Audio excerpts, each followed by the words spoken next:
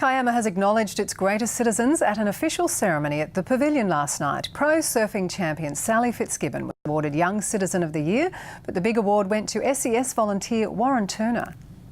Working as a rescue officer for the SES, you'd think nothing would surprise Warren Turner.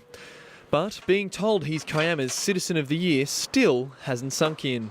Shock, absolute astonishment and disbelief. And to come up with the big award for the night, I was astounded. An SES volunteer for the last decade, it was particularly his work after the Kiama tornadoes which earned him the title.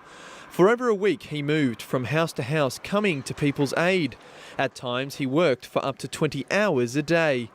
He remembers vividly pulling one older woman from what was left of her home. A couple of hours later I came back and she saw me from the other side of the room and raced over and she gave me a big hug and a big thank you, and that's rewarding enough for me. While he now has something to show for it, he says the real reward for his work is helping people who need it most. Every time you see the smile on someone's face when you've solved their problem, from a leaking roof to a car crash, it's rewarding. An incredibly humble man, he admits his new title has given him a spring in his step. Buff my chest up and the buttons have all popped off. Just super proud and glad to be a citizen of Kiama. Rob Morrison, Win News.